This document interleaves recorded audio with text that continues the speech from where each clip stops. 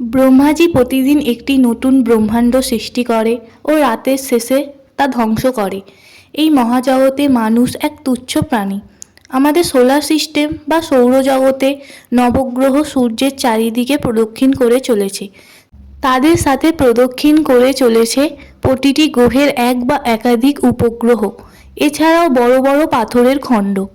সূর্য ছাড়াও মহাকাশে সূর্যের চেয়ে ছোট বড় অনেক নক্ষত্র আছে, যাদের প্রত্যেকের নিজস্ব সোলার সিস্টেম আছে। সূর্য ও সমস্ত নক্ষত্রমণ্ডল নিয়ে আকাশগঙ্গা অর্থাৎ মিল্কি ওয়ে গ্যালাক্সি। মহাকাশে শুধু মিল্কি ওয়ে গ্যালাক্সি নয়, মিল্কি ওয়ে গ্যালাক্সির মতো হাজার হাজার গ্যালাক্সি আছে। এই সমস্ত গ্যালাক্সির মধ্যে উপস্থিত আছে হাজার হাজার নক্ষত্র ও হাজার হাজার সোলার সিস্টেম। কোনো কোনো ক্ষেত্রে দেখা গেছে দুই বা দুইয়ের বেশি অধিক নক্ষত্র একসাথে সোলার সিস্টেম গঠন করেছে। এই হাজার হাজার গ্যালাক্সি নিয়ে গঠিত হয় ইউনিভার্স বা জগৎ। একইভাবে দেখা যায় হাজার হাজার ইউনিভার্স মিলে সৃষ্টি হয় মাল্টিভার্স অর্থাৎ মহাজগৎ। এই মাল্টিভার্স সৃষ্টি নিয়ে বিজ্ঞানীদের বিভিন্ন মতবাদ পাওয়া যায়। তার মধ্যে একটি হলো বিজ্ঞানী অ্যালেন গোথের বাবল ইউনিভার্স এক্সপ্যান্ডস থিওরি। এই থিওরি অনুযায়ী একটি ইউনিভার্স থেকে অন্য ইউনিভার্স সৃষ্টির জন্য দায়ী স্পেস এবং টাইম। এরপর আসা যাক আমাদের হিন্দু শাস্ত্র অনুযায়ী এই ইউনিভার্স ও মাল্টিভার্সের দায়িত্বে কে আছে। ইউনিভার্সের দায়িত্বে আছে ব্রহ্মাজি। ব্রহ্মাজি প্রতিদিন ইউনিভার্স সৃষ্টি করে ও ধ্বংস করে, পরের দিন আবার নিজের মতো করে সৃষ্টি করে। ব্রহ্মার একদিন আমাদের মানুষের প্রায় 864 কোটি বছরের সমান হয়। যদি এই ক্যালকুলেশন জানতে চাও তবে নিচে কমেন্ট বক্সে কমেন্ট করবে। এরপর আসা যাক মাল্টিভার্স। এই মাল্টিভার্সকে কন্ট্রোল করে শ্রীহরি নারায়ণজি। তাহলে মনের মধ্যে প্রশ্ন আসছে না যে হাজার হাজার ইউনিভার্স নিয়ে সৃষ্টি হয় মাল্টিভার্স, তাহলে কি মাল্টিভার্সে হাজার হাজার ব্রহ্মা আছে? উত্তর হবে হ্যাঁ, প্রতিটি ইউনিভার্সের নিজস্ব ব্রহ্মা আছে।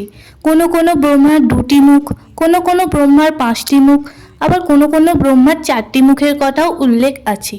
এক ঝলকে দেখে নেওয়া যাক এই মহান জগতে মানবজাতির অবস্থান। এই বিশাল মাল্টিভার্সের মধ্যে উপস্থিত হাজার হাজার ইউনিভার্সের মধ্যে একটি ইউনিভার্স। ওই ইউনিভার্সের মধ্যে উপস্থিত হাজার হাজার গ্যালাক্সির মধ্যে একটি গ্যালাক্সি, যার নাম মিল্কি ওয়ে গ্যালাক্সি।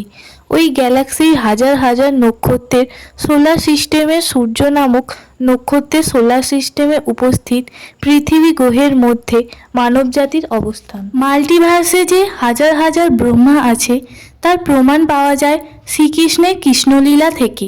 তো আমাদের সেই লীলা শুরু করা যাক। ব্রহ্মাজি একবার প্রদক্ষিণ করতে করতে মথুরায় উপস্থিত হয়। তখন তিনি দেখেন শ্রীকৃষ্ণ তার বন্ধুদের সাথে গরু চড়াচ্ছে, তাদের এঁঠো খাবার খাচ্ছে। এই দেখে ব্রহ্মাজির সন্দেহ হয় যে কৃষ্ণ কি সত্যিই ভগবান।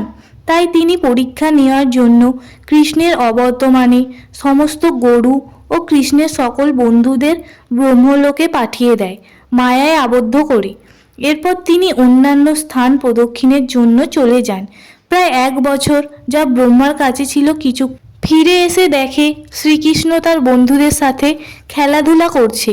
এই দেখে ব্রহ্মা অবাক হয় এবং ঠিক করে দেখে বুঝতে পারে এগুলি সবই নারায়ণজির মায়া। তখন সেখানে হাজার হাজার ব্রহ্মা আসতে থাকে। এই দেখে ব্রহ্মাজি আরও অবাক হয়। তিনি ভাবতে থাকেন এত ব্রহ্মা কোথা থেকে আসছে। তখন তিনি শ্রীকৃষ্ণের কাছে তার এই কর্মের জন্য ক্ষমা প্রার্থনা করে। তখন শ্রীকৃষ্ণ তাকে বলে এই বিশ্ব ব্রহ্মাণ্ডে তিনি একাই ব্রহ্মা নয়, তার থেকে আরও শক্তিশালী ব্রহ্মাও উপস্থিত আছে। এখান থেকেই জানতে পারা যায় ইউনিভার্স ও মাল্টিভার্সের কনসেপ্ট।